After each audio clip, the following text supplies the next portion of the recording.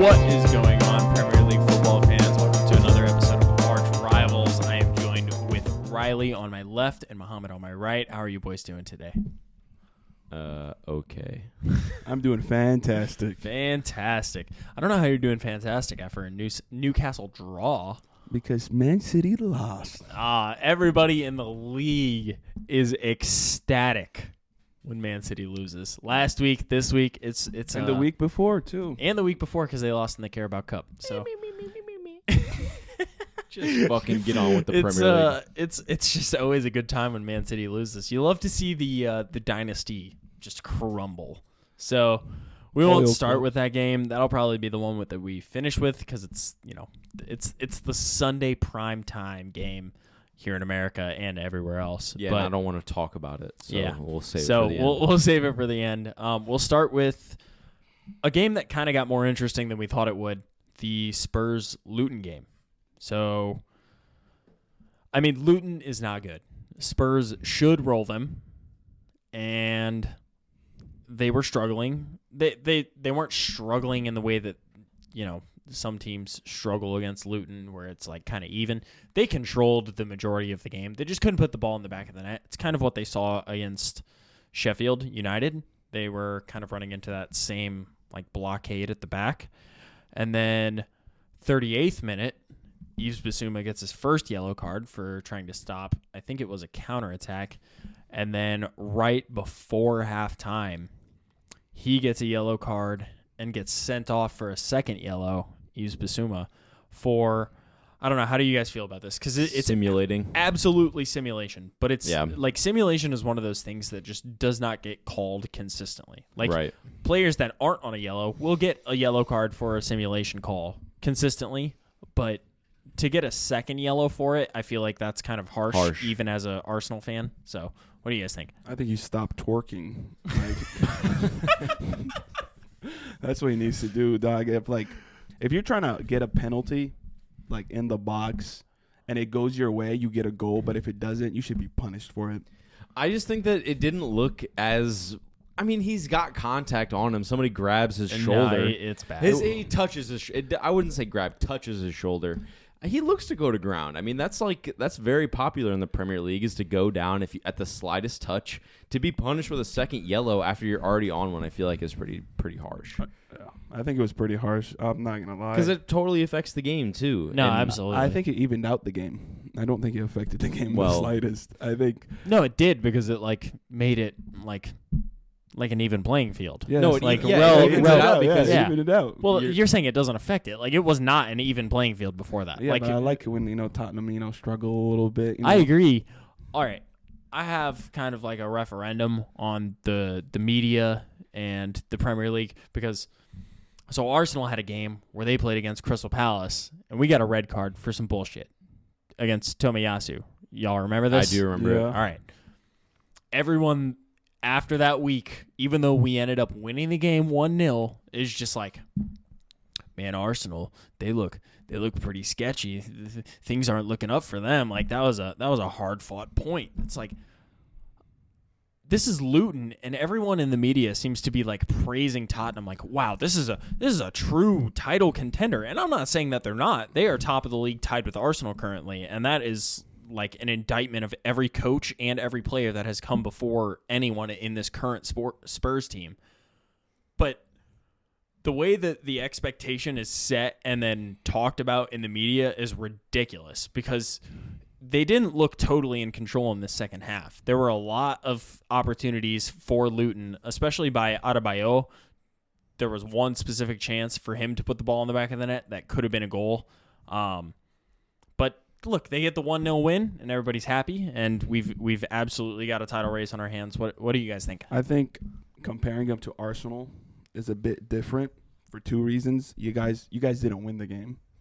Wasn't it 1-1? Against Crystal Palace, we did 1-0. Okay. Then other than that, I think expectations, like starting the season, you guys started worse off than last year. Last year, you hit the ground running when the season started. So I think that was your guys' expectations, like hit the ground running. But with Tottenham, people are like, bro, are they even going to They're going to be like 10th. Yeah, like, I agree with I think that. that was the big difference. So they'll praise them more just because people didn't think they were going to do this well. Yeah. And I don't think they're that good. There's a lot of games that they had, like the Sheffield game. Well, because you're forced into playing Heung-min Son as your striker because Richarlison can't fill that role. And so you move Son to striker, you move Richarlison in this game out to left wing, and it's like neither of those players are in their most comfortable position. But I think Son can be a striker. I think he can too, but I think he's most comfortable playing on the left, feeding stuff in, cutting inside. But I mean, he does do pretty well when he's called upon to play striker. I think honestly, Son as a striker has been a revelation for this team because they haven't been able to find a striker, and I think he might have 6 and 7 or something like that. But 3 of them was against Burnley, so that's true, but it's still a lot of goals in a short period of time, and for them to be able to find that as well as to get Richarlison back into this team, obviously he hasn't been good in any sense of the word since moving to Tottenham. But he was, I think, originally a left winger when he started at Everton. Yeah. And to see him back in that position and to look somewhat comfortable there in a team is good. I think that like Ange is doing most things right with that team. And I hate to fucking see it because I'm an Arsenal fan. I love to see it just because I like the Australian bloke. He makes me laugh when he goes to the press conference. He does have great pressers, doesn't he? He's like, are you gonna start this dude for my fantasy? He's like, why would I care what you like? Why do I care? Like, why do I care for this? I mean, when you're calling out the dumbass question askers, you're doing a good job. Yeah. So James Maddison gets another assist in this game, and Mickey Van de Ven, their new signing at center back, gets a goal. I think that the Luton Town keeper could probably do better on this. And it's honestly very similar to the Onana goal, in my opinion. Like, they're both diving to their right and just need to get a better hand on it. We'll talk about that Man City game or Man U game later on in the pod, but look, the Prem is it's a tough league. You got to make sure you save them. You got to make sure you score them, and Luton did not really look like scoring at all in this game. So. You know what I like though? When you have a take and it turns out to be right every single time. Yeah. What hits your like take? correct. What take is that? When I said James Maddison better than Odegaard. How? He showed him up versus Arsenal. He played better. Then he has the most assists in the league. I just love being right, man. Good for you. I cannot wait until the end of the season when Arsenal is on the top of the Prem and you're like, oh, James Maddison, better player than Martin Odegaard. It's like, oh, who won the league? Yeah, but like the thing is like, is Rico Lewis better than Ben White because he won the treble? No. So it doesn't matter I think you're what comparing two different players. And no matter what Pep says in a press conference about Rico Lewis, where he's like, oh, this is the greatest youngster I've ever coached. My young Philip it's like, Lam. you coached a young Lionel Messi, so That just please shut the fuck up. Nah, big ups to Rico Lewis is what that means. No, absolutely Next not. to Lionel Messi inbound. I was just going to say Christian Romero, man of the match in this game, I think is pretty crazy. I think Mickey Van de Ven. He's the most variable, I feel like, center back in the Premier League where he's just like aggression merchant. Like he'll go in for crazy tackles, but when Tottenham keep a clean sheet, he looks phenomenal. Yeah, he definitely does. I mean, he's good. He just needs solidity around him to make sure that like anything that he does isn't going to really affect the team, because I feel like he is truly a chaos merchant. Yeah, even at center back, which I don't know if you really want that in a team. But yeah, he did have a goal and an assist versus Arsenal. So yeah, he did. I mean, not for the right team. You tell me what the bigger club in London is. Yeah. We're about to talk about the biggest club in London now. Biggest club in London? London. Yeah. The you only think so? Champion League winners 2 times, more than anybody else in London. Chelsea. Destroyed Burnley. Man, I'll tell you what, I put this game on in probably like the 20th minute to start watching, and I was like, oh, Burnley look like they might secure 1-0 versus Chelsea. Man, unfortunately, that did not pan out for me. Yeah, Chelsea 4-1 in the end. Yeah, I mean, the game, it started off interesting. Wilson Odobert ends up scoring a goal assisted by Lyle Foster. And it's not like a bad goal or anything like that. Like, halftime is almost here, and Al Dakhil, who I think is actually a pretty talented young center back for Burnley, ends up scoring a pretty shitty own goal. You see the commentator? What did he say? He goes, "That's his first ever Premier League goal, but for the wrong team." That's terrible. That is mean, man. That is mean. He just like, I don't know. It's a rough own goal. It's a deflection. Yeah, so it's a deflection. Nothing you can do about it. Own goals in general are just something that can't be avoided Yeah, we'll get to the anywhere. We'll get to the Arsenal Man City game later, and we'll talk about. Not an own goal. Yeah, sure. We'll get to that. Yeah, but after Chelsea get their first one, I think Raheem Sterling was cooking in this game. They started Armando Broja at striker this game instead of Nico Jackson, even though he was actually off of his ban. But then right after halftime, they sub in Nico Jackson.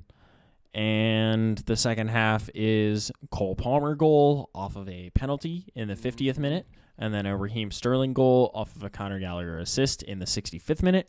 And then a Nico Jackson goal in the 74th minute with a Cole Palmer assist. So it ends Palmer up cooking. Yeah, it ends up being a rout. Man City youngster. And he's ugly. He's that- ugly. Ugliest motherfucker in the Prem. The ugliest thing is seeing him in a Chelsea kit. I'm not gonna lie. I think at the end of this pod, we should rank the top 5 ugliest dudes. I'm fine with that. He is number one to me. I'm sorry. He is just like the dude.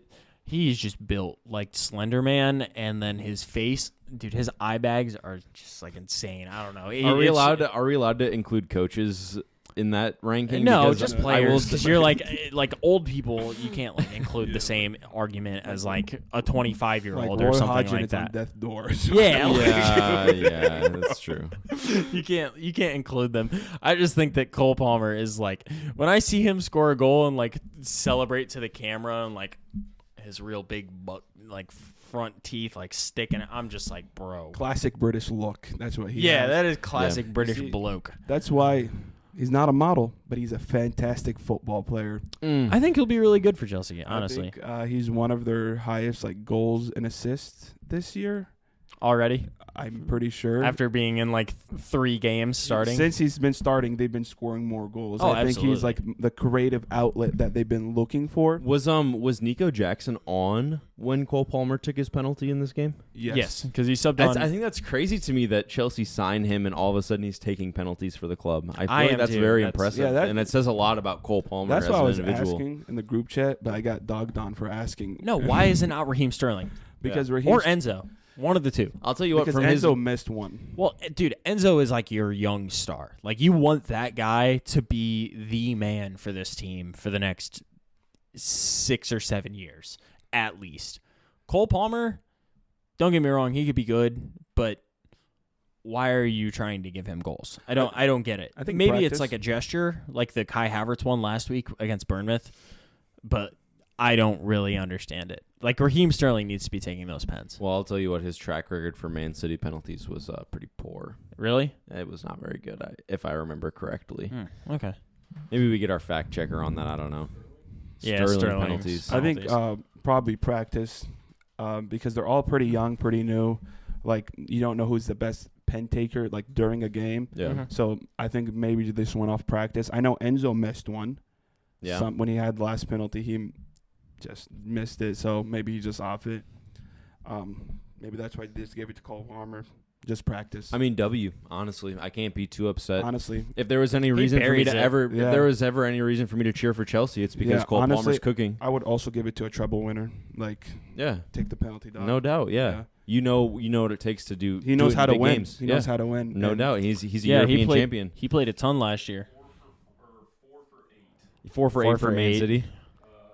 One of those came with England, but Okay. Yeah, I did not think he had a great 3 penalty for record. 7 with Man City. That was So always an that's- issue for Manchester City was who was going to take the penalties. I don't think Gabby that's Jesus- I don't think Gabby that's an Jesus issue missed anymore. some. No, not anymore. Bro, Yeah, Holland. Yeah, And we'll Haaland talk steps about up. him later, but Yeah, shut up. the I don't know. That's rough. I just want to say something about Chelsea. I really, really like their midfield. That double pivot, then Conor Gallagher just running around like a chicken, trying to do like Chicken with his head cut off. Like he just runs around, like he just doesn't stop running around. And I do make fun of a certain player that plays in La Liga because he does that all the time. But I'm not gonna say names because I don't want to even give him. I think I know yours. Everyone knows about the yellow card merchant, but he does like the exact same thing, and it like helps that he just gives them a lot of energy. Yeah. Both of them just like pinging balls. 23-year-old captain. I feel like that's pretty impressive. Is he the captain? Yeah. Yeah. He was in this game In at this least. game. I don't know. I really like the other two pieces of the midfield. I think Enzo and Moises Caicedo are both class. Like, you wouldn't pay that kind of money. Like, dude, there's 200 and almost 50 million spent on those two players alone. Yeah, but And they are absolutely class in their moment. All I know is to get that them- give Chelsea a big test. I'm ready for the big yeah, Chelsea I'm waiting test. for a good midfield to Fulham, go against. Burnley, it's not. I mean, it's kind of whatever. So they play Arsenal right after this international break. Yes. And that, like, they are in their best run of form all season right now. They have gotten back-to-back wins. They beat Fulham, I believe, last week 2-0. Too. And then this week they beat Burnley 4-1. Yeah. So they're obviously riding high. And they're also going probably- to be at home. Yeah, they are going to be at home. 3-point bridge. You know Yep. what I'm talking about, Chelsea fans. Yep. It's not 3 points for you. It's 3 points for everybody Yeah, 3 else. points for anybody that comes there. But we can move along. The next game on the docket is one that Muhammad predicted incorrectly on the podcast last week. So I know that Jonah has been an Everton fan. I wouldn't necessarily say fan, but he has been a believer in the Everton way. And to their credit, I think before last week, they produced the most big chances in the Prem, and you wouldn't guess what team was second to them. Who do you think it is? Man United. No. Newcastle. Nope. It's the team we were just talking about. It's Chelsea. Oh, yeah. Oh, that makes So a lot of Everton sense. was number 1 with 19 big chances, and then Chelsea was number 2 with 18 big chances. But they obviously create like high goal scoring opportunities. I didn't get to catch a lot of this one. I figured that Bournemouth were going to lose because they have looked really poor. What did you guys get to watch this game? I watched the whole game. You know who's back? Jack Harrison. Dwight McNeely. Dominic Calvert-Lewin. You think so? He didn't have a goal this game, but he had a shot, like couple shots on target. Like he looked very good. Last 2 games, he had a goal in each of them. He hit one off the post like a header. Bro got hops, bro. He gets up. He's an Yeah. athlete. He And gets now up. with Dwight McNeil and Jack Harrison just whipping it in, is gonna. Dude, I know that someone said something about the Jack Harrison goal in the group chat today. Me. Was that a banger? Is Bro, it good? Or are you just hyped because he's on your team? He's other than being you saw the goal. So the Remind me, the take me back. goalkeeper came out a little and he fell to Jack Oh. Harrison outside the box and he just sees him out. He shot it and the way he went right under the crossbar and he smacked into it. He just bent it in. Yeah, and So the there's commentator- nothing you can do. There's the nothing commentators you were can like, do. Jack Harrison has the choice of, putting his laces through it, placing it. He was like, he just side foot just right over the keeper. It was a beautiful finish. Another city boy. Yeah. Yeah. And then Leeds United product after that, right? Yeah, He's on loan. He's on loan, yeah. He was on loan at Leeds? Well, he's No, on he's loan on loan right now from from Leeds. Oh, from Leeds. Okay, They gotcha. can't afford his wages Yeah, because well, they're yeah. broke. Because they're Oh, broke they're- and they vote for bum goals in the MLS, so we don't have to talk about that. Yeah, fuck Mateus Click. Also, Decore did score a goal, but he did piss me off because he missed a lot of chances. Dude, he's playing like a second striker, which is totally unheard of for him because I feel like he's been either a 6 or an 8. I think Sean Dyche says, hey, we're Brexit balling, I man. think, Get your yeah. ass up there. once Beto, settles in, I think a 4-4-2, whip it in, lad. Oh yeah, Dominic Calvert-Lewin and Beto, two big boys. Like That Beto also- is like 6'5". Also, their center backs. James Trokowski has hops, and the Absolutely. other one, I don't know how to say his last name. Braithwaite? Braithwaite. Braithwaite. Is like 6'5", 6'6", 21-year-old. I feel like Braithwaite was on the level of like Branthwaite. Jared. I'm gonna just call him Jared. was on the level of like a Levi Colwell at some point, and then just kind of like fell off because he was at Everton. I think I remember hearing a lot about him for England at one point, and he was on loan last year. He went to PSV. He played in really Europe and interesting to get some development, I guess. Yeah, I think he should leave. Yeah, I mean But- they were playing Moise Keane, or not Moise Keane. What's his name? The Keane. Seamus Coleman? No, they were playing a Keane. What's his last name, man? Come on, not Moises Keane. He's a striker for Juve. I'm trying to think of the Keane brother. Oh, the white dude. Yeah, he's a white center guy, back? and he's bad. He is not good. I know what you're talking about. Michael Keane. Keane. Jesus, Michael man. Keane. That took forever. He's not but bad. He's not terrible. He's just old now. I mean, ultimately, I he feel was like, a big England prospect for a little bit and Yeah. just, like, is not very good. I feel like this result really doesn't do too much for me in terms of, like, maybe it means that Everton aren't going to be the relegation team that we quite thought they were. They're still going to be pretty close to bottom of the I barrel. think- I'm not really that worried about them. I'm gonna disagree with you because Really? this is a big home game. Like, Mm. but I think they have new ownership. That's their first win at home, Home. and they do have new owners. But they might be in trouble because I don't know what 4 clubs. I know it's Burnley, Leeds, and someone. Apparently, they're looking into like a financial fair play, and if Everton was caught like abusing, Breaching, whatever, whatever. because they did spend a lot of money in the Oh, last they've couple years. spent, dude. They spend way more money. Apparently, than they're they gonna make, get for sure. sued for 300 million. Wow. So that might put them in a point where it's like, yeah, we need to sell players, and that might affect their season. Yeah. If I was a youngster at Everton, I don't want to be there. Mm-mm. Yeah, for sure. I think the club is in a really poor state, but I think that these This is a huge- wins it's mean big. a ton At home, Like, no doubt. Like this is their first win at home all season. They got a giant win over Brentford 2 weeks ago. Mm-hmm. And like I don't think they're a relegation candidate at this point. I think they're too good. And I think bottom. Maybe 10. early on I Yeah, felt but- like it. like bottom half, but I don't think that they are a relegation candidate. I And definitely that's- put too much. I definitely put too many eggs in Vincent Kompany's basket at the beginning of the year, and he's kind of looking like a failed Pep I'm not gonna lie. student. You know what I'm saying? I didn't get to say this during the Burnley Chelsea game, but they don't care what happens in the middle of the game. They are going to play their style. Like even if they get like 2 past them, they are still going to be open and they are going to possess the ball and they are going to try and play through you. And it is to their detriment that they are trying to play this way, but they are constantly trying to play like very expansive open football. And shouts out to Vincent Kompany. He's got He's an trying idea. it. He's got a vision, and he's trying to make it happen. And I don't think it's gonna happen. But Yeah. Someone stop letting him cook. Okay, someone stop it. kick him out the kitchen. There's only one way for Burnley to play, and that's Sean Dyche ball. Yeah. It is. He took It's him to Brexit Europe. ball. Okay. Yep. But I'm worried about Bournemouth. I put a lot of A lot of eggs in- stock, honestly. Yeah. I thought they were going to be better. They made a lot of promising signings. I think that's and- the problem. They You think signed so? too, when it's a Chelsea problem. You're signing too many young players and Mhm. not proven players that can get you like some result or It's like yeah, consistent yeah. performances. So you're yeah. signing like players that like have to they learn how the might league works. be good. Yeah. No, they might like. The only young talent that I'm excited for them to pop. He hasn't played yet because he's been hurt, Mhm. and I think he's gonna be the next big England superstar. Really? Alex Scott. Okay. Remember the name? I will. He had Pep in awe Really? when he played. When he was in Bristol last year, he had Pep like yo, this dude's Bristol like, City. yeah, he's like Yeah. this is a grown man. Really? Like, Okay. he's like. So maybe when he comes in, things will change. But- Good luck to him, because I hate to see it, but I think they had Wolves coach currently, Gary O'Neill. After they fired their coach last year, they hired Gary O'Neill. Bournemouth. Yeah. Yeah. And he ended up keeping him up. Then he got sacked. Yeah, and then he got sacked. And I'm honestly pretty surprised about that, because he looks great at Wolves, and they hired a La Liga coach, Areola, Yeah. who Has a lot of promise too. he has a lot of promise, obviously. I think he did really well in La Liga with whatever team he was with. I don't remember Rayo. exactly. Yeah. Rayo Vallecano. Yep. They're not terrible, but they're also kind of relegation fodder. But like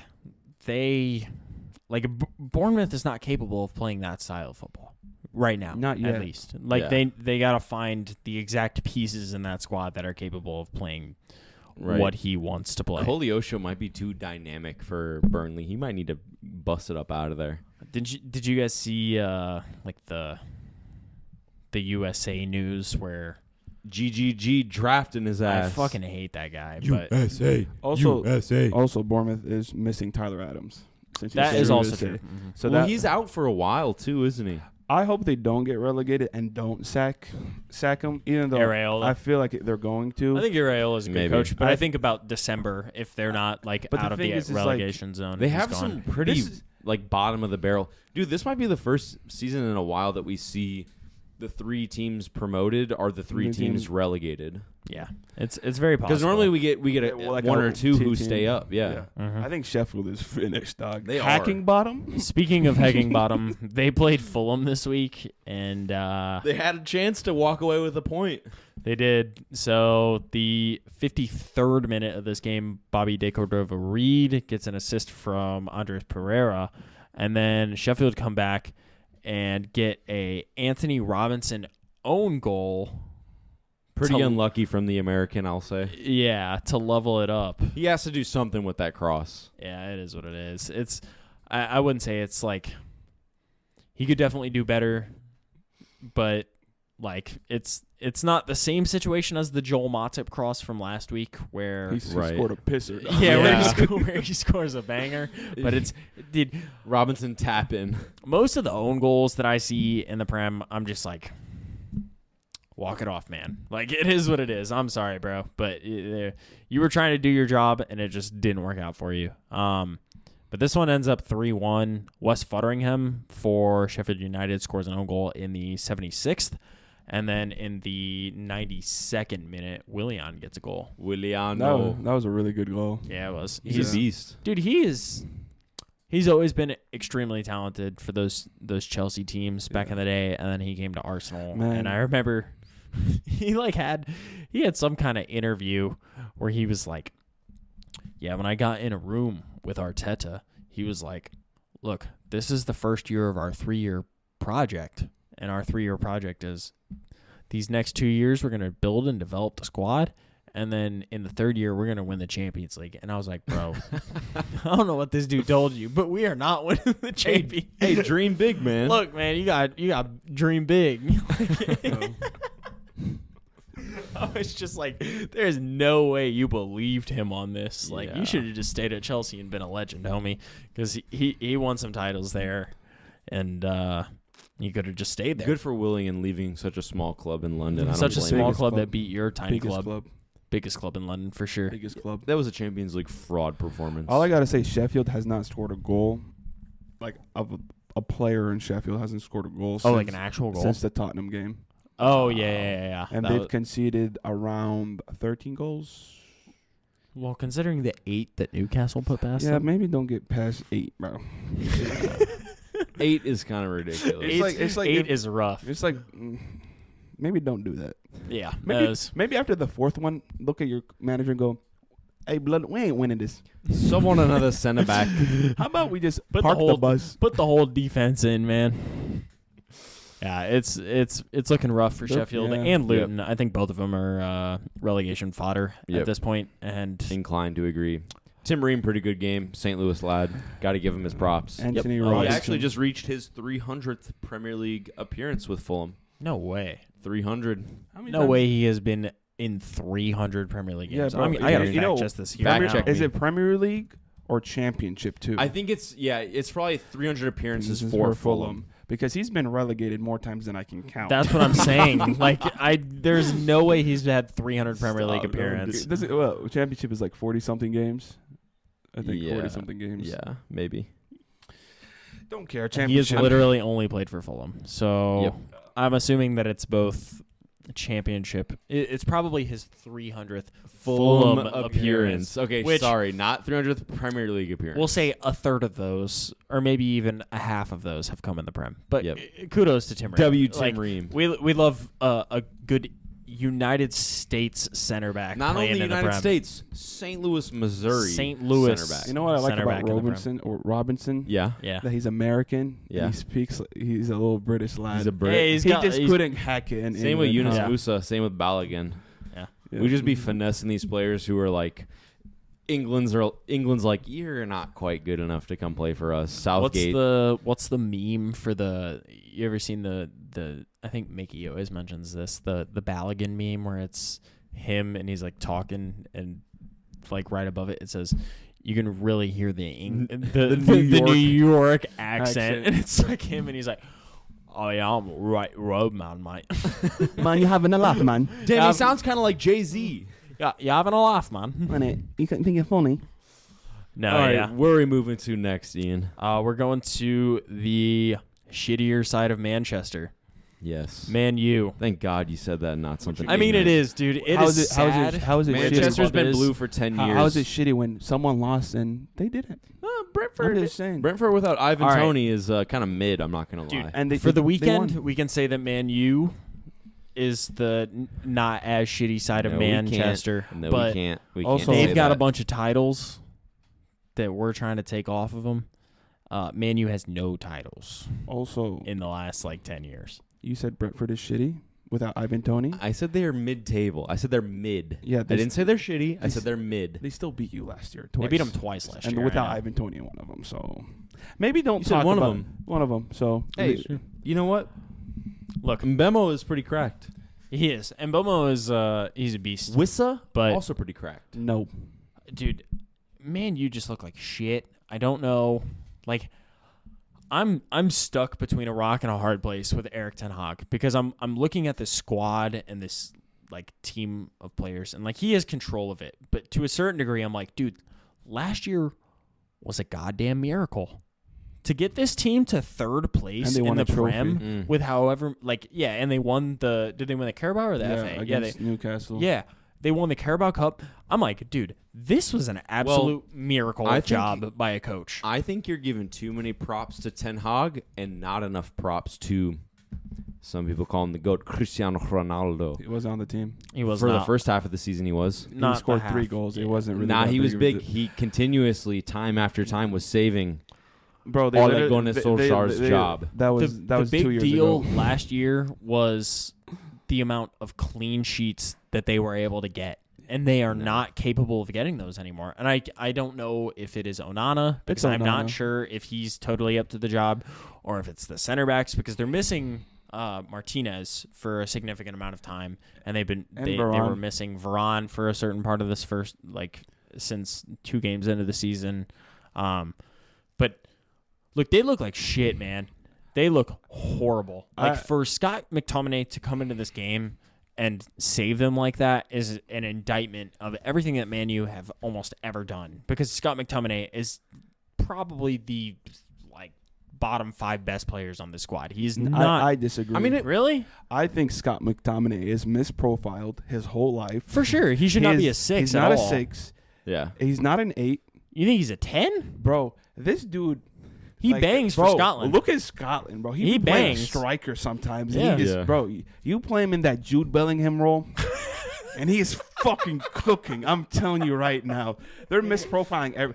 This is what you got to do. If I was Eric Ten Fraud, okay? Eric Tenfrod. All right. Rasmus, striker. Uh-huh. Rashford, Dropped. See ya. play agree. Mason Mount instead, and that Mason Mount role, put that Scott McTominay fella there. Hey. Okay, all right. Give him the Captain Armband too, because that's a proper United Fuck lad. it. We That is a ball. proper United That's a lad. proper. I agree. That's Yeah. I He's a think passionate guy. he's probably Sir Alex Ferguson's illegitimate son. Okay. All Yeah, right. Rashford does need move to the bench. No. I think that as soon as Garnacho comes on in this game, things change. changes. Absolutely changes. Because he's not a greedy little fuck. He Dude. also has extremely last podcast I said this. His decision making is terrible. Rashford? Yeah. Yeah, and it's I don't want to dog on him because I don't really care if he plays well or not. Right. But the thing is, they have all United fans split on him right now on Twitter. Yeah. Right. People hate him or love him. Yeah. Because his decision making, it will lose you a game. There's a lot of times it's hey, just pass me the ball, and But- I'm open. Yeah, But he wants to won't. go for The glory. thing is, his ego is too big Yeah. for this thing. It is and, high. and this is, I think, what's Ten Hag's problem, because he's used to coaching young talent, not on 300K a week. Hey, I think the Right. pressure has never been as great as it is currently for both Ten Hag and for the players in that team. I think Rashford feels it absolutely hardcore because he should be 2 to 3 years ahead of where Bukayo Saka is in Yep. his development for Arsenal. And people are comparing the two. And Saka is Miles not ahead. leagues ahead, but he's ahead of him. And Rashford feels the need to try and catch up. So he's like, I really do need to like grab this team by the scruff of its neck and score more goals and like be the man. And I don't know if that's necessarily where his talent lies. Like, he's absolutely dangerous down that left-hand side, but I think he needs to pick his moments a lot better. I think he is very selfish with the ball. Bro, I mean, if you look at the average age of this specific Man United lineup, it's like pushing 26, 27. Yeah, it's old. You've got 28. Johnny Evans, 35 years old. Casemiro, 32 average years age old? is 28. 31? Yeah, old team. That's not I mean, what Bruno Ten Hag wants to Fernandes do. is not like getting any younger. 29. You're not seeing. Did we see Palestri start in this game? No, he didn't. Yeah, like Palestri is probably a young player that could start getting into this lineup. Garnacho, His first substitution is Christian Eriksen. who is like fucking 30-something. 31. Like, yeah. Also, it's not what he wants to do. They do have a lot of injuries. I'll give them that. But They the do, thing is, for it's sure. not like they conceded 3. The goal that they conceded is like Onana. Like probably it was like It's very similar to that. it's like that, jacking off and like broke his wrist or some shit. And then he's like, "Oh, I can't save this because like this dude like I've never seen like a goalkeeper's downfall." Because in the Champions League final, he is a he fucking looked great. monster, Now man. he can't even pass. It No. seems like David De Gea cursed him. Mm. Like he went to the witch doctor, same with Yaya Touré, and said, "Curse this man. Like I want him like finished. Like he does not look. He doesn't do anything No, good. Dude, and I thought that was the big signing point for Onana was his distribution, was his ability to play long balls, play people in from behind. Like I think that a lot of Man U fans today would take De Gea back in goal. oh, I bet. And I don't feel bad for them at all because they're Man U. I feel zero remorse as an Arsenal fan. I'm just like, dude, y'all made a bad call because you didn't give De Gea the send-off he deserved because he was absolutely a world-class goalkeeper. Disrespected the hell out of Yes, him disrespected the shit out of David De Gea. because he had one bad season in his final season. I mean, he was an error-prone. Like, not error-prone, but he had some, like, horrific errors. Sure. Whenever he would, like, let in a bad goal, it was terrible. Like, someone would shoot a bobbler at him, and he would just let it go between his legs or something ridiculous. It would be bad. Merchant. Yeah, Sure. absolutely a howler. But he is a pure shot stopper, and Onana is looking like the pure opposite of that right now. I think I could He play is- goalie better than him. You think so? I think I Oh, might be able you guys to. want to hear something cool? Sure. Highlight tape coming soon. Olivier Giroud has more clean sheets, I think, this week than Onana. Probably in the last 2 weeks. Probably, yeah. That just Maybe- speaks to maybe Giroud's 3. legacy.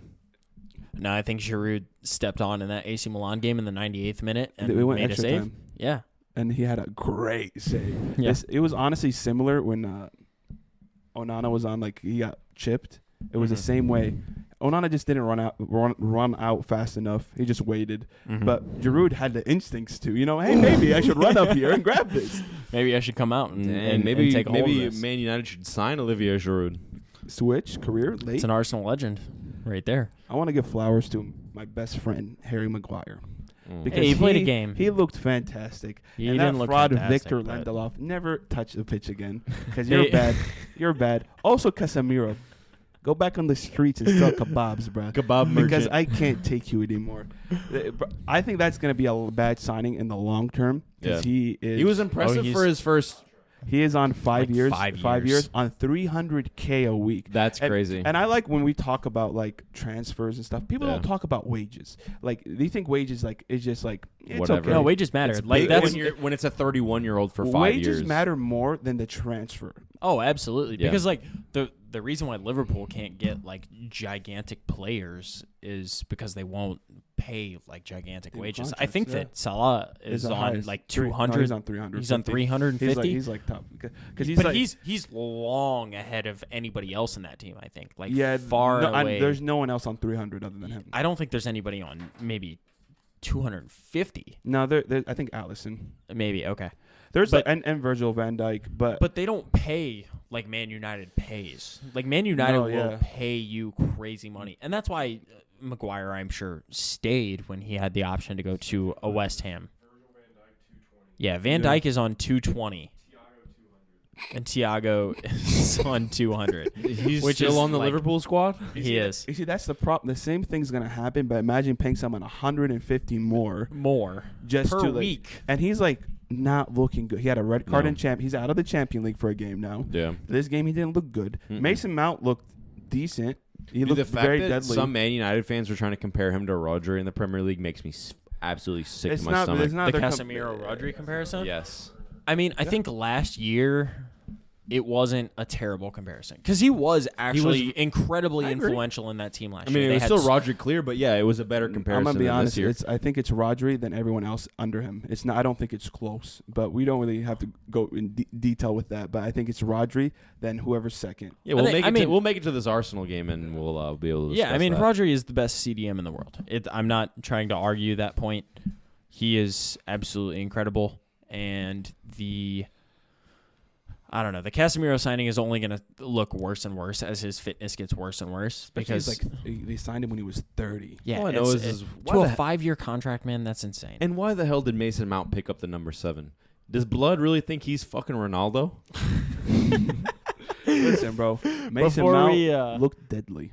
So. he did. He He looked did. He did deadly. look dangerous in this game. But the thing is, when you have a geriatric behind you and you have to run back there, okay, you're not gonna look good. Like a lot of players are not gonna look good when you have some dude you have to chase around, bro.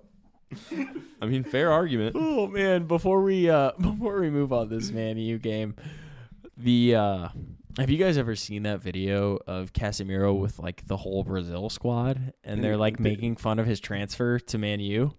Yeah, I haven't. You Uh-uh. haven't? Oh, you should go look it up. It's pretty funny. He's like fucking Pissed. pissed. What, Maddie's moving to Man U? No, No. he's not mad. He's moving to Man U. Like Neymar, He's mad that people are shit Neymar talking and him? other people are like making fun of him. Dude, I feel like at like a team 2000 dinner. I feel like 2013-14, it was big that like after Neymar was at Barcelona, he was going to come to Manchester United. It was. I mean, he was big as like maybe a Chelsea Yeah, but player, no wonder and a he Man U player. No wonder he Like, didn't fucking go. now Yeah. he's in Saudi. Wow.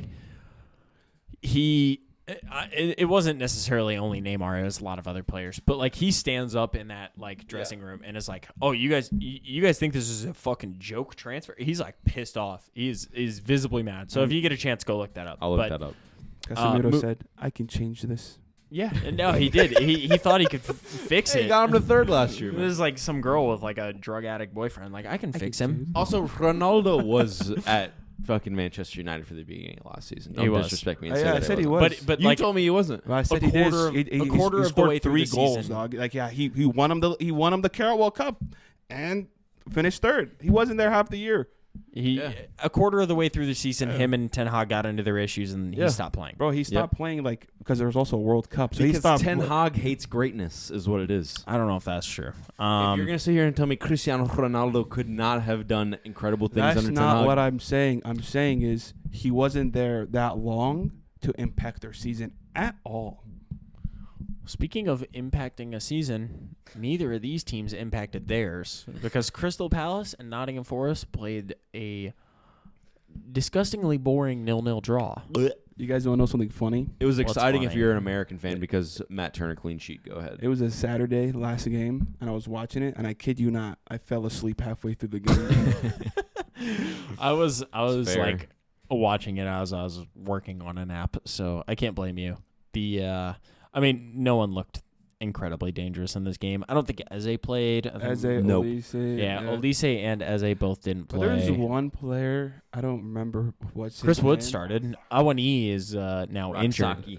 There's a player that had an incredible run for Crystal Palace. Oh, I thought- Murillo. And he was about to score. No, it wasn't for Crystal Palace. It was for Nottingham. The center back for Nottingham Forest made a run from like 35, 40 out where he just like catches the ball, like receives the ball and just takes a touch forward and just keeps going with it. And he's I think an Argentinian center back, Brazilian Murillo. And dude, he had like one of the most disgusting runs probably in the Prem this year thus far, and got it on his right foot and just couldn't like tuck it. He just hits it at the goalie. It was rather 21-year-old from Corinthians, and like looking at him and Willie Bolly next to each other, Like Murillo is very small. He's a small Oh center yeah, back. he's not big. And Willy Bolly is like this Gigantic. towering, massive guy. Interesting dynamic they have at the Nottingham Forest back. Yeah, I mean, and then on the other end of the center backs, Joachim Andersen gets another man of the match. Yeah. Fan voted in. Yeah, he I think coming he to deserves it. Newcastle. He's a beast. Yeah, So he's good. just very good. I mean, that goal he scored against Man U last week was insane, and then he put in a And he's good. just been highly consistent for Crystal Palace. Absolutely. Don't be surprised if he's in the black and white in January. You think he's going to be a Oh, Newcastle They player? already asked about him, and he's like the perfect replacement for Fabian Schär. You think so? Yeah, I probably agree. Very similar play style, Distribution. distribution, good defensively, but he's I think 3-4 years younger. So Yeah, he's 27 years old. Uh-huh. He's exciting. He's fun to watch, Joachim Andersen. yeah, but that game was boring. So Oh, it was such a snooze fest. Game that wasn't a snooze fest this morning, Brighton, Liverpool. Fun watch. Absolutely a fun watch. A little 0-0 or 2-2 draw, sorry. At Brighton, so Liverpool gets some more points away from home, or a point away from home, I guess. Simon Adingra gets a goal in the 20th minute. And honestly, I think that Allison could probably do better on this one. I don't know how you guys feel.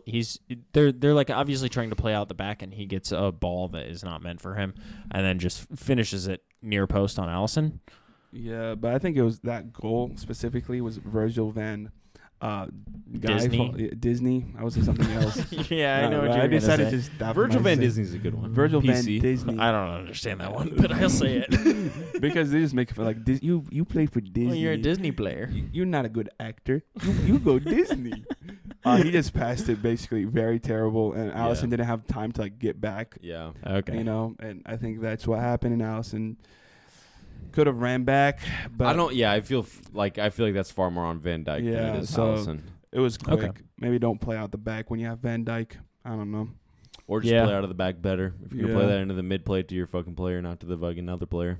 Yeah, I mean, good point. The next goal in this game is a Mo Salah goal, and it's honestly a beautiful goal. There was like a lot of like very short 1-2 touch interplay between Liverpool players before it ended up with Mo Salah, who got an assist from Darwin Nunez, and he just like has basically a pass into the back of the net because he's so close. And then in the 46th minute, he tucks away a penalty, and it is 2-1 going into the half. The second half, I wouldn't say it was all Brighton, but it looked more Brighton than Liverpool. Yeah.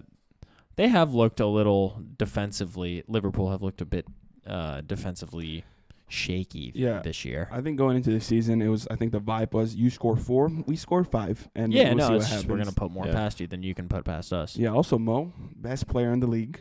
You think he's the best in the league? Yeah, top 3 in the world.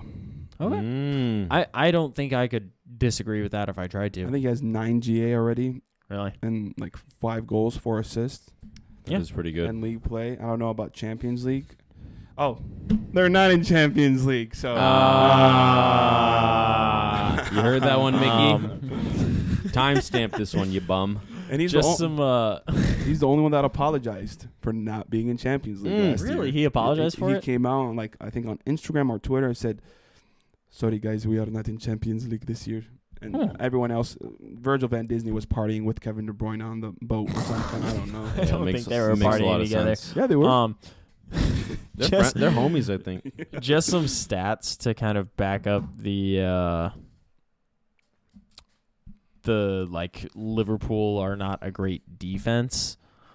They have 14.5 xG for, and then 12.8 xG against. So they're looking like they're gonna concede like a lot Frequently. of goals, like pretty easily.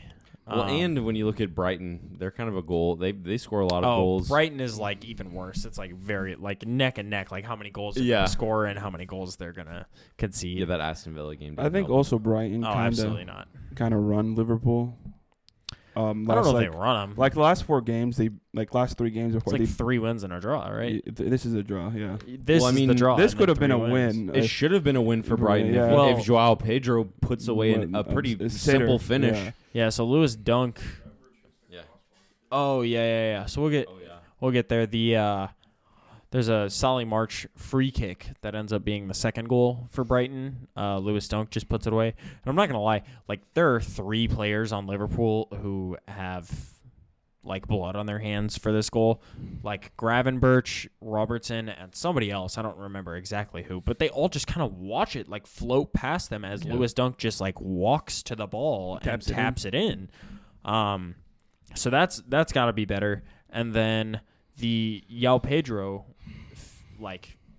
missed chance is terrible, but I think that this could have been a 3-3 game because that missed chance kind of cancels out the Gravenberch missed chance, right? And in that second half, Gravenberch is getting forward a lot more than I think I probably expected him to when they originally signed him. He wants to be a more attacking player. That was part of the reason that he ended up leaving Bayern. Is not only did he not get playing time there, because I think he got maybe 300 and something minutes when he was at Bayern, which is ridiculously low for how talented of a player he is.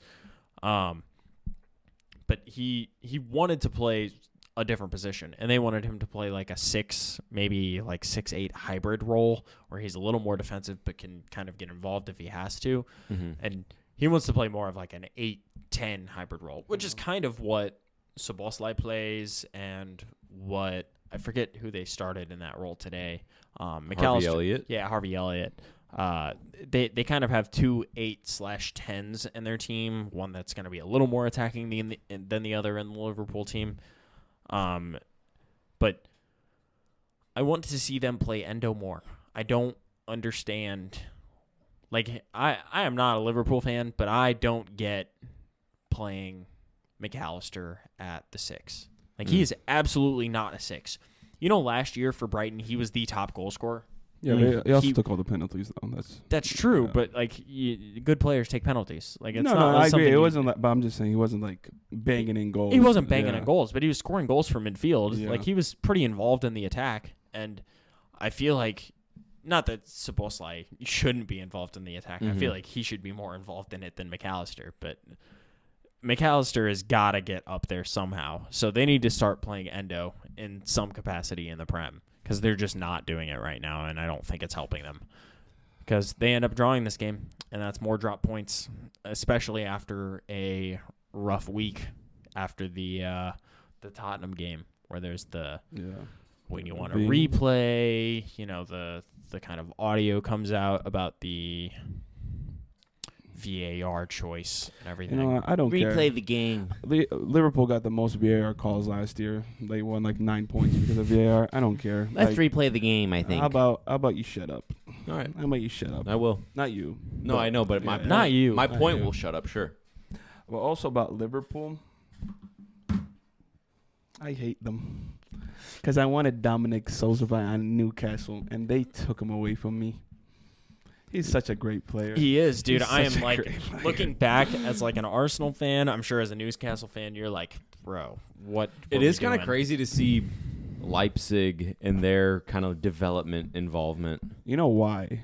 Well, it's the big investment. It's because Leipzig goes. Because they break the rules in the Bundesliga. Not even that. It's like, hey, you go play for Salzburg first. If you do well here, you come to Leipzig for cheap. Yeah. Like, what's his name? I mean, they own. It's like a a feeder system basically. Yeah, yeah. It's like if you do well at Salzburg. Salzburg, A lot of teams do you that. go to Leipzig, and then if you do well at Leipzig, you Like, end up going to Brighton does that too. Yeah, absolutely. With Saint Union something and the Berlin?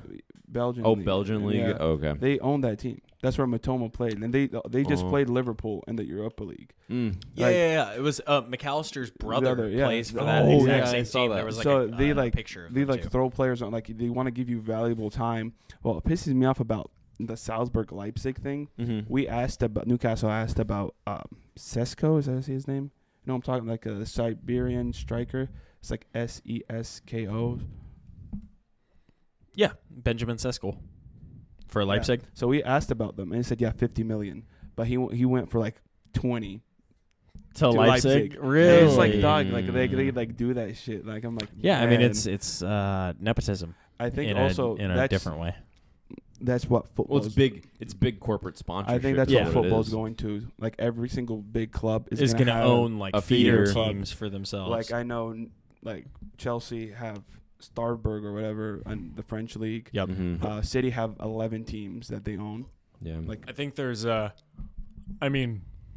we saw Bayern pair with some like MLS teams this year. I think that's the exact same reason. They just Sure. want like Bayern feeder. Munich just own the German league, whoever Yeah, they want. well, Right. I mean, That's the whole league. They own the German league, but they also, I think they paired with some MLS team this year where they're I think Minnesota because Maybe. of, the Allianz Arena.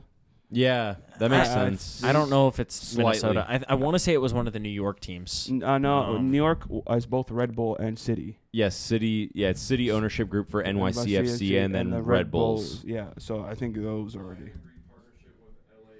Yeah, LAFC. Bayern agreed a partnership with LAFC.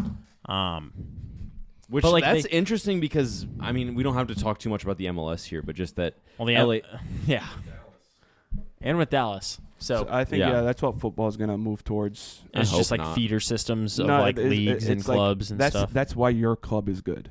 That's the only reason why your club is good. Yeah, it's true. Well, we have great youth development. Yeah, why? Internally as But well. why? Because you Because send they them out, Get the best talent and you don't then for push it cheap. out to Oh yeah, we'll cover good talent development. wages. It's the same dude paying all the wages. So, Yeah. I mean, they can't argue with that, man. It's Nope, it's you all really moving can't. towards a money-based system where you just try to get the best talent and ship it out to the best talent development squads. So the next game on our docket is Mohammed's favorite, Newcastle United. Newcastle, Facing the bigger team, West Ham. bigger Mm. social media team, maybe. No, Big- I would say bigger European noticeability. I I mean, they've won probably a bigger team. European trophy. Yeah. The Conference Yeah, League. the smallest one. Yep. It Good doesn't for them. matter. More It's than, still won. more than you got. We're in the Champions League. Yeah, you're in it. I mean, you're in it. Hey, speaking of Champions League, the reason the other two frauds are not here because they're banned after talking so much shit about Mbappe's gonna cook ya. He couldn't get past Trippier and Dembele. Your owner's calling, bro. Dan Burn owns you from now on. He's got you on a That's it. leash, homie. How does Dan Burn score more goals? How does That's Sean nuts. Longstaff have more goals than some players? Come on, man. Look.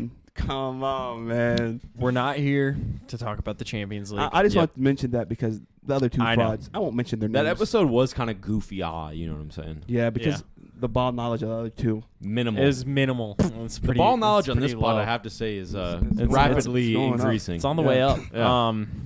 So West Ham start this game off with a nice goal. The Emerson assist to Samish Suchek. And they're up 1-0. And then it honestly makes it all the way to half. You know, West Ham's going to Yeah. play their Brexit ball. They parked the bus. Yep, park the against bus. us. And Alexander Isak scores two Two. goals in this game. One in the 57th minute. Both of them are honestly tap-ins. Listen, I'm inclined to agree. they're tap-ins, but the thing is, he settled the ball perfectly on his foot. Like, I'm not saying he didn't have a good first touch. It went crazy. You know, he's second in the Golden Boot race. Yeah. He has 6 goals and Behind. 7 games started. Behind. Behind Erling, please give me the ball right in the box. I can only score tap-ins. Doesn't Holland. matter. Well, Listen, speaking of tap-ins, Alexander Isak scored Or two two tap-ins tap-ins. today. I mean, look, man, you got to be there to score them. I'm not, like, ducking tap-ins No, I'm because just- I wish that I had a striker that would be there to score some tap-ins. then But Kuz. he scores 2 tap-ins, and then he has an opportunity to put the game them away and blast it into the post. Yeah, it was hard. It was it's tight angle. It's It well was struck. very- It it He's was was not very- Sergio Aguero, yeah. Yeah, you know when Sergio Aguero left City, they won the UCL, and when he left Argentina, they won the World Cup. So If I don't we're just- wanna- I'm just saying if Aguero we're is- talking about I'm just impressive saying- near post finishes, I'm just saying Aguero I wouldn't want to be Sergio Aguero. He rounded the keeper, and then a defender makes a sliding challenge to try to block the ball, and he pushes it into the near post instead of putting All it I into the gotta net. say Yep. Aguero So, finishes that. about this game is we were very lucky to win for 2 reasons. You didn't Firstly- win? You didn't win. or whatever. Like this is a Draw? win to me. This is lucky to draw. a draw for 2 reasons. One, Yeah. You're at the We're- London Stadium. we're away Yeah. and we have injuries. Botman didn't play. It's Lascelles playing. All right, Lascelles played against PSG. You can't use that Yeah, as a but cop-out. but PSG is small club. West Small Ham, club compared to West Ham? West Ham European trophy winners. Yeah, Didn't you guys say West that Ham- shit? Yeah, that's Okay. true. Didn't you say we're in the Champions League? Okay, but PSG's in the Champions League every year. I'm just and All they right, do all what? right. They I'm do using what? your your argument logic against against you. I'm using Just y'all logic precisely. against you. They're a big All right. club. West Ham Look- are massive everywhere they go. Everywhere they go. Big drop for the Blowing Tunes. bubbles. Listen, nah, but we're lucky for one reason is that motherfucker Bruno Guimaraes should have got a red in the PSG game for rocking someone for Yeah, he, no like, reason. punched somebody in For the back no of the head. reason. There's no reason. He just did it. In this game, he had an egregious tackle, got a yellow. 10 minutes later, that's an even worse tackle. And the ref goes, yo, you got to chill, dog. Yeah, he Those are just the- looks at him. He's like, calm down, man. Like, calm down. That was a dude. theme of today, I think. Yeah, I think it was, honestly. Like, he is an aggressive player. Like, Yeah. It's a Brazilian flair trait, man. Yep. him It's and just- Joelinton, like, I think Joelinton had the most yellow cards last year. They're both Brazilian. Anthony Gordon's out because Flair trait. of how many yellow cards he has. Accumulation. It's like a high press trait, honestly. It's like we're gonna just like foul you if you try to get past us. I think kind they're of just thing. angry merchant traits, and they just get really mad really quick. Like, Fair enough. 89th minute, Mohamed Kudus, the new signing, scores his first goal for West Ham It United, was a and great it's goal. honestly a banger. It's a great finish on his left. I don't know if he's left-footed. I want to say he's right-footed. is he from Ghana? Might be. I think so. I think he is from I Ghana. think he- Actually, I don't know. He might be Nigerian. no, he's not. I can tell. Can you he's not fact check for Nigerian. us, Jonah? I know my people from Ghana. You know your people from Newcastle. I mean, from West Ham. He is Because of the big predominantly club. left-footed. So honestly, that was a strong foot finish, but it's still a great finish Yeah. for him. And Then they almost won the game. they did almost win the game. I think that it's Paqueta. Is it Paqueta No, that has no, that no. final chance? No, it's usually when it's like clutch moments, you don't want to give it to people who play on the Mexican national team because they can't finish. No. Shit. That's L it. L Tree. Hey, bro. They just can't finish. And guess what? One of Isak's goal came off of Edson Alvarez's head too. And Yeah. he looked at him and said, "This goddamn Mexican can't finish again." That's it. Oh, jeez. So yeah, Edson Alvarez has an opportunity to put this game away, sliding in like the last 2 minutes of the game, and he just can't tuck it. So this one ends at a 2-2 draw, and it's Okay. better than losing the game. We haven't obviously. lost Like, in 6 weeks now. yeah. I'm It's- okay with it. We go international break. Botman will be back, the greatest center back in the league. Some would argue whatever. Kieran Trippier, 5 assists in 2 games. He's cooking. Best right back in the league, probably, maybe. I don't know. Maybe. But he's up there. I think January comes along. What do you think you need as a team more We- than anything else? We need a 6. Okay. I think that's the main thing. So you and- want to move Guimaraes out of a 6 Yeah. into an 8. Yeah. Okay. And Take also, move Longstaff to the bench. or Tonali. I don't. Really? Yeah. Tonali's just weird to me. I feel like he's like he got Luxury hurt. player. He got hurt, so he couldn't train. Mm. So he's still not like up to speed of like like he'll get subbed out first person because he's not like physically fit yet Mm. to make that. But if I had to sign a player of my choice, I want a creative player, and I think I know exactly who I need is Lucas Paqueta. Mm. Oh, Give you me want the band merchant. give Yeah. bro. Betting merchant. Ian knows this. Before he went to West Ham, Mm-hmm. I was slobbing on this dude, bro. You remember at the gym? No, I was like- absolutely, it was true. bro. It's like, ooh, if Arsenal signed Lucas Paqueta, because we were like touted to sign him more than The Newcastle Newcastle. was at a certain point, Yeah. and then the Arsenal rumors like fell off, and Newcastle rumors picked up, and no, he's absolutely a fantastic player. I just don't know if he's even going to be able to play because I think the best example of something similar was like a 6-year ban for Yeah, someone. I but- don't think that will happen because he's such a big name player. Like West Ham's going to be like, dude, He needs a ban. no, he does need a ban. No, Like, no. you don't think so? Betting on yourself Listen, for this is yellow what card needs to happen. accumulation. He needs to get bought for cheap by Newcastle, then come to Newcastle, then drop the Chargers immediately. Okay? And another thing, he's also Bruno Guimaraes' best man at his wedding. Really? So they played at AC Milan together, I'm pretty sure. I'm not about 100% sure about that one, but definitely they both played at Lyon together. So they have their little chemistry, Brazil, all that. They're best friends. Sorry, Piff's not getting you out of those betting allegations. The I'm public sorry. investment fund Maybe ain't helping Piff- out. Piff might buy Man City.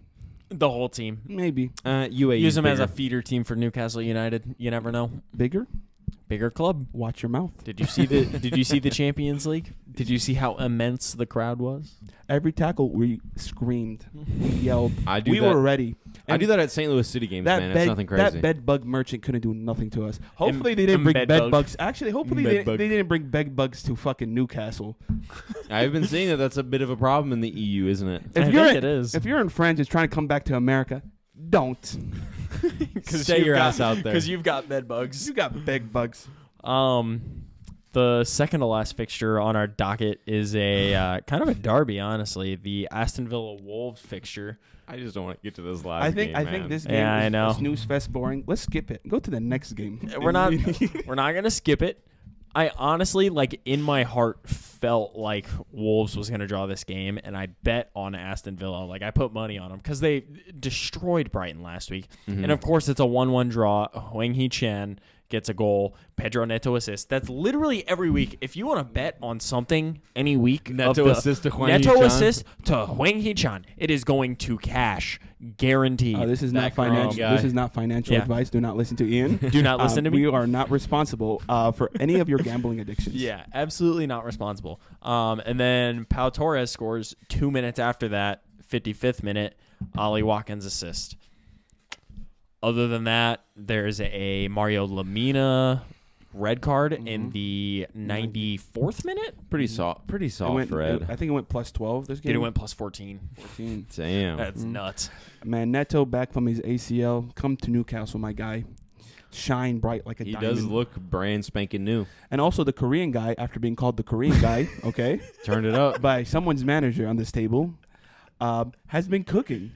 He's been I cooking think he all was season. cooking before. He was them cooking calling him the before, Korean No, guy. during, now, and after. But now he's cooking. Now he's being more consistent about cooking. Maybe don't disrespect people. Look, You're man, telling me a shrimp I'm fried this rice? a shrimp fried this rice. Speaking of cooking, No. Kai no, wait. Havertz. I have something else to say about Wolves Aston Villa. What you got to say? What? Nothing. Let's just Say go it. to Yeah, let's you just go don't want to on, talk about it. man. Arsenal, Man City, the biggest fixture probably in the league right now, if I'm being honest. Like it's the biggest game that can happen. Besides, I think that Man City, Arsenal, and Man City, Liverpool are kind of I was gonna on say a similar it level. surely used to be Man City, Liverpool, but Yes. Arsenal have really came up and grabbed that second place. Also- I mean, Newcastle last year it second. wasn't. Last year, Man City beat Arsenal 3-1 at the Emirates and then 4-1 at the I'm Etihad. gonna throw So this those were out. not big fixtures. I saw this stat, just in terms of the table. which I was like, the last 14 times they played, Arsenal won 0. I think tied maybe once and lost then- 13 straight. Yeah. And the goals was 35-5. Yeah, this loss also cements first back-to-back Premier League losses for Man City since 2018. That is 5 years ago. Also, if you want to include the Carabao Cup, that's another loss. yeah, we don't. Yeah. But I. 3. Yeah, but it's not 3 losses straight because they beat RB Leipzig in Oh, the true. Champions League. They in have the Rodri on They that did one. have Rodri. So in this game, they are missing Rodri, as well as for Arsenal, we are missing Gabriel Martinelli for the first half, and then Bukayo Saka for the entire game because of a knock during the Champions League. As we're kind of getting into the game, Jorginho gets a yellow card, and then Bernardo Vardio would Silva have had gets Saka in his pocket. Bernardo Sorry, go Silva ahead. gets a yellow card. Dude, Gabriel Jesus looks like the most dangerous player in this game for Arsenal, and he was on Gvardiol's side. and he did nothing. I love Martinelli because of the Arabic commentary. Have you ever seen it? He's like sexualizing him. What? Have you ever seen it? No, what are you talking He about? goes, he's like do something. He goes, Martinelli. Martinelli. Gabriel Martinelli. I have. I have not seen that. That's why I love Martinelli. That's the only reason. So I think the only thing that we need to talk about in this first half is relatively even. I think that there's a few times where Arsenal are trying to play past the Man City press, and David Raya is absolutely fucking tripping. He's lucky. He played the first time I can think of is where he plays. He receives the ball from Gabriel and is trying to like turn and then play the ball, and Julian Alvarez is literally like on top of him and almost deflects his pass, David Raya's pass, into the goal. Blood thinks he's Ederson. I mean, he does. And then the second time is when he plays a ball to Declan Rice, and Declan Rice is not expecting it, and someone picks it up, and then there's like a kind of half chance off of that. But he absolutely was not looking up to it today in terms of the distribution. But the big talking point from the first half, I think, is the Mateo Kovacic yellow card for the first challenge in the 29th minute, where he is absolutely studs up into the ankle of Odegaard. And I don't think that this is necessarily a red card in and of itself. Like, he's trying to get the ball. He's obviously not trying to take out the leg. But by what we have seen in the Prem up until now, like the Malo Gusto red card, the Curtis Jones red card, the intent has been taken out of the rule, and the endangerment of players is the only thing that constitutes a red card, and I think that this could absolutely constitute as endangerment of a player. Nah, that was into his foot. All those other challenges were into the leg. But that doesn't matter because he 10 minutes later had another egregious tackle. Absolutely on egregious. That should have been another yellow. Should have been sent off. But then Pep called his daddy Sheikh Mansour and said, please, I prefer not to go out. Yeah, but Michael Oliver received a Lamborghini and 3 Rolexes. A beautiful PayPal payment. Yeah. And he skated away with only 1 yellow card. But should have been subbed off at half as well. I mean, truthfully, I think for it was. sure it was egregious. Like he looked like he was just looking for a red card. For Man City fans out there who are feeling bad about this Arsenal game, don't feel too bad about it. All this game cements is that Rodri is the best defensive midfielder in the world, probably the best midfielder in the world, and without him, the midfield engine is not there, and it's just not as successful. It's the distribution out of the middle is more difficult. We try to play up the middle frequently, and it wasn't there because there's no Rodri to run everything. You know what? It's really unfortunate that we didn't have him in this game. You know what I think it is? What is it? That Pep signings are not hitting like they usually are. I'm surprised Nunes didn't start. Yeah, and he I didn't am look too. good. He looked okay. He looked not. He looked He pretty came good. on. He came on pretty late. He came on He late. came on before or after 70th the minute. goal. Yeah, like Yeah. 68th. Yeah, 20 minutes. I just don't think his signings are hitting as hard as people thought they were. I think Doku is Kovacic impressive. Shit. Kovacic is what? I mean, that's a whatever signing. Kovacic. Don't say it. What do you have to say bad about Doku? Jeremy got pocketed basically. Like, oh, He did. He was didn't have enough time. I'm bro, surprised he didn't Zinchenko? start in this bro, game. It doesn't matter, Zinchenko bro. pocketing Jeremy Doku. Yo. Yo. Yeah, let's not get political on this podcast. True. Um, We did boo him pretty frequently. Yeah, I love booing though. so. Zinchenko. At halftime, Leandro Trossard comes off after starting the game for Gabriel Martinelli, who hasn't started in 3 weeks. And The crowd at the Amsterdam went crazy. yeah, I mean, the crowd at the Amsterdam went crazier after the 86-minute goal.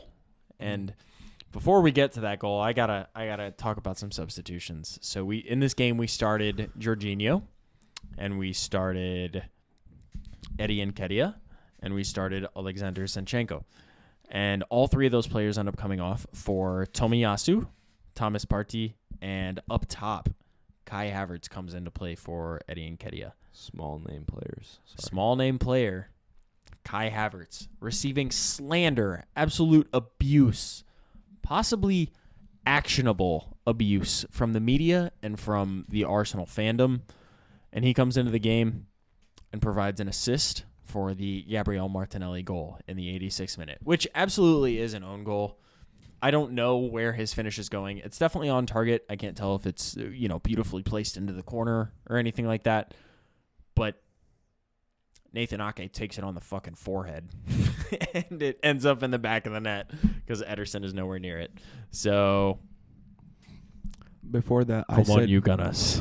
Before that, I did say Martinelli is R9 R9 incarnate. incarnated, and That's the dumbest fucking thing a I've guy ever named heard. a guy named by Christopher Tornicek, looked at me like I was crazy and said he's not even doing anything this game. 10 minutes later, wins the game for them, and Man now of the match. could win the league for them. Honestly, that should just be an own goal because it doesn't go in if Ake's head isn't there. You never know. I mean, know. you can think that if you want to. It's not a thought; it's a Bro, fact. how about you be humble in defeat, bro? I am Are you? trying Look, to be. it's. I'm working on it. I think it's crazy that Arsenal end up winning this game. It was actually very tight Yes. in general. I think it was pretty, close to 50-50. Maybe Man City looked a bit more dangerous just because of the Arsenal, misgivings on the back end. But in general, it was very tight, much tighter than it was last year, where I'm going to be honest, the biggest player in this game, this fixture, the Arsenal-Man City fixture, has always been Kevin De Bruyne. He has constantly been a thorn in our side. He constantly, just pops up with a goal from outside the 18, just curling it into the corner or banging one. And he wasn't in this game. It's the most difficult thing about this season for us is, another season where we just have to imagine the team without KDB. Can someone check what's KDB's GA against Arsenal? Oh, it's probably disgusting. Also, A part of those, what was the stat at the beginning of the 30 something to 5. game? Yeah. I would also say about Kevin De Bruyne, I was saying earlier, he's the greatest Prem midfielder Yeah. at this point. I don't think anybody can take that away from him. I think he's the only player that scares me when he steps on the pitch, Yeah. even when he's coming off as a sub, because he'll just do something. His vision, what he can do is just crazy. He has scored 8 goals in 14 Premier League appearances against Arsenal. He was the big reason why the whole Man City Arsenal thing. He's not it's a big him. goal scorer. And No. that's his fixture. Yeah. He has him popped and up actually with, Chelsea is the other one. Yeah, he has popped up with many goals in this fixture. I'm not sure. 5 assists, 8 goals, 5 assists in 20 games in all competitions against Arsenal. So I miss him so much, man. Kevin De Bruyne. This is the first time in the season that we have seen Man City actually, maybe the Wolves game too, but actually missing their best players. Yeah. Up until now, they have. I don't know if they have necessarily dominated fixtures. They have relied on some Julian Alvarez magic at times with some free kicks and such, but Haaland was a fucking ghost in this game. And there was nobody else that really looked like they were going to score. Rico Lewis had a disallowed goal after a Martinelli foul in probably the 70th minute, where he basically tracks back and just fouls the shit out of Rico Lewis as he's trying to bear down on Somehow goal. gets up after it and beats one more Arsenal player and then a good chance finishes on goal. it. But they end up calling it, and you can't. And no Julian Alvarez standing over that free kick. That was what I was The free kick for that. I was like, Julian opportunity. Alvarez this is a great opportunity for the lad. I agree. It's what he loves to do. Dude, he has looked like. I know that last week we spoke about the best free kick taker in the world being possibly either Julian Alvarez or James Ward-Prowse. And while I think that James Ward-Prowse has been more consistent over a longer period of time, I think that Julian Alvarez absolutely, on current form, is the best free kick taker. The one that he scored last week against Wolves was disgusting. Very good. And he has scored, 2, maybe, I think it's 2 others in the Prem this year that have been just absolutely beautiful free kicks. I'm surprised that he doesn't take that. But Arsenal are tied with Tottenham at the top of the table. 20 points. FC. Yep. I think Pep is on fraud alert. You think he's on fraud alert? This is my Okay, reason. bud. This is my reasoning. When your good players are out and can't play the style you want, as a coach you have to adjust. Mm-hmm. And when his good players are out, it seems like he can't adjust. Eddie Howe lost some of his players. He adjusted. Pep needs these great players to win, it seems to me. I mean, Arteta had 2 of his best players out today, and they ended up winning. He didn't lose to Wolves. Yeah, it's true. Losing to Wolves because Rodri's out, while your midfield costs probably the same as their whole team, is it's probably very questionable. As a coach, you make adjustments. Not the players fit the system. You want the a system to fit the players that you have. Yeah, and I don't want think players to be able to jump into the team and it looks seamless. Yeah. And I don't think he can do that for some. All his teams he's ever been to, and that's not a knock on him. always had amazing players. I was going to say amazing 18-19 Premier League. Aguero hurt again, won the Premier League. I mean, I just don't think. I think he does find ways to adjust. But you have other players. No, I know. But like in this, this is just one game. Yeah, you can go back and look at Wolves. You can say Wolves was a pretty bad loss as well. Sure, but we can go look back at that team. Look at the depth. I think. Look at the depth. He has no depth now, and he has to play these scrubs. What scrubs do we play today? Huh? What scrubs do we play Rico today? Lewis.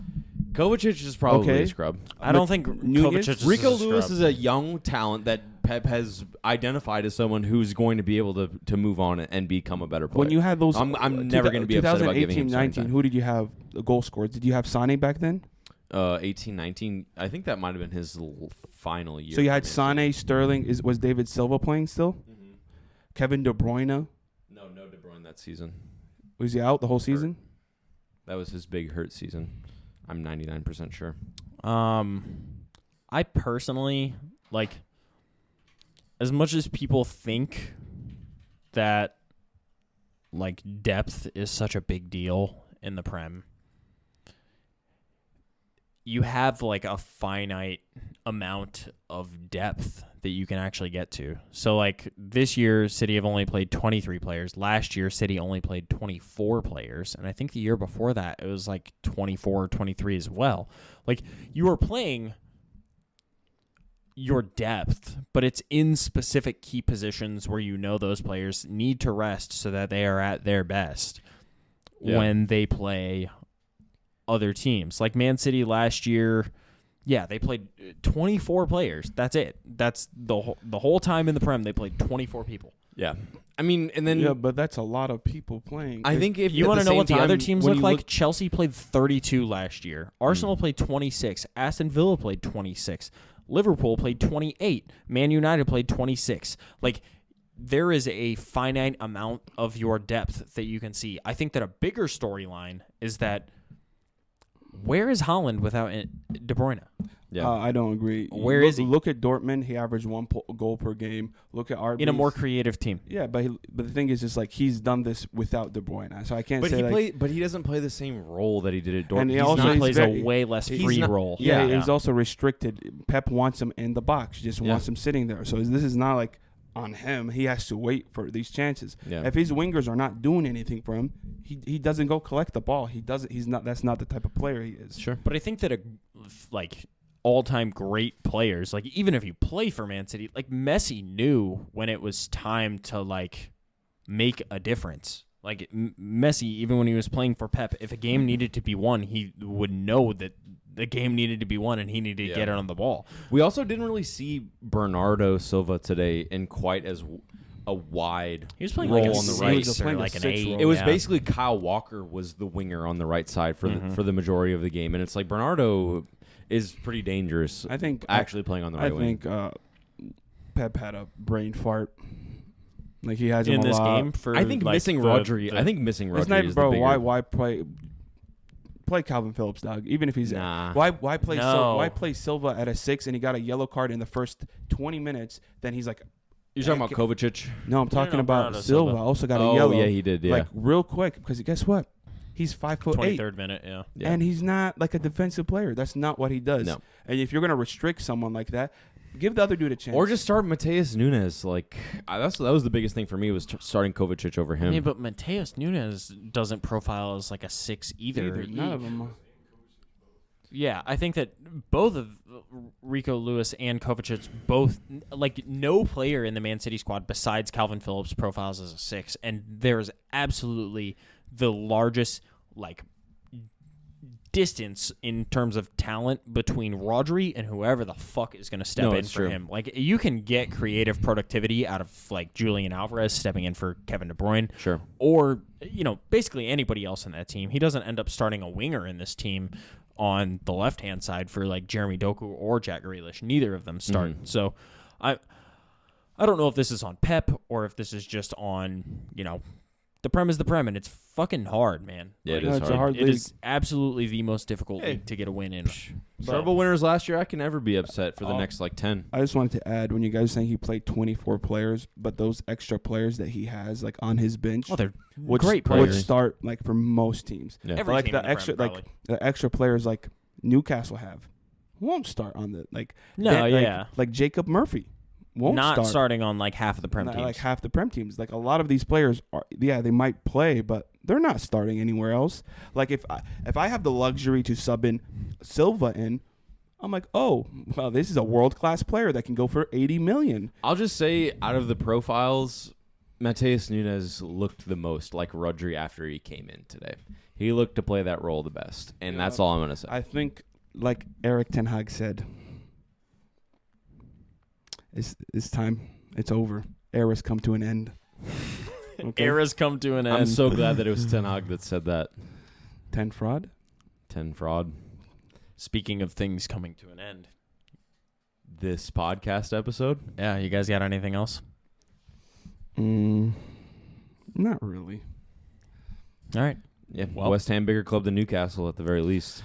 I'll let you retort to that before. Listen, you can say all you want, but your club is funded the same way my club is, and your club was non-existent. No one knew who they were until they got $2 billion pumped into them to be irrelevant. If you were born in 1990 and you said Newcastle and City, they're like, City? What is that, mate? Is that a club, mate? Second division? Never heard of her. All right. Newcastle were title let you have contending that. teams. I'll let I'm you just have saying. that. And All I'll right. have my European titles to myself. He'll have his trouble. You can have your trouble in the weakest era ever, but go ahead. Thank you, Think so? everybody, for tuning in to another episode of Archer Rivals. Make sure you like, comment, subscribe to our YouTube channel, and check us out on all of your favorite social media platforms. They'll be listed right after we get out of here. Thanks for watching. Peace. Thank you for watching this episode of Archer Rivals. Make sure to check us out on YouTube at First Touch Media, and all of our socials are at First Touch 314. Thanks for watching.